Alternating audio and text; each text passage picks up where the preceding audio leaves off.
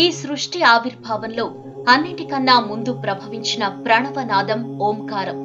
సనాతన హిందూ సంప్రదాయానికి జీవనాదం ఓంకారం. వేల ఏళ్లుగా హిందూ మతానికి కేంద్ర బిందువు, పరమాత్మకు శబ్దరూప ప్రతీక.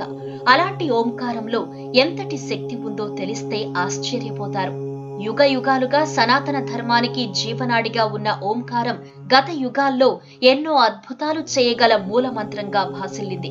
కానీ నేటి తరానికి ఓంకార వైశిష్ట్యం తెలియటం లేదు. ఒక 30 నిమిషాల పాటు ఓంకారాన్ని ధ్యానంగా వింటే ఆ గదిలో కార్బన్ డయాక్సైడ్ స్థాయి తగ్గి ఆక్సిజన్ స్థాయి పెరుగుతుంది.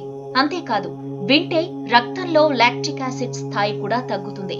అంతేకాదు, గంట సేపు ఇంట్లో ఓంకారం వింటుంటే ఆల్ఫా, థీటా, డెల్టా వేవ్స్ ఉత్పన్నమై మన ఒంట్లో మూసుకుపోయిన రక్తనాళాలు తెరిచేందుకు అవసరమైన హార్మోన్లను ఉత్పత్తి చేస్తుంది. ప్రతినిత్యం ప్రాతకాలంలో ఓంకారాన్ని వింటే మెదడులో న్యూరో ట్రాన్స్మిటర్లు చురుగ్గా పనిచేస్తాయి.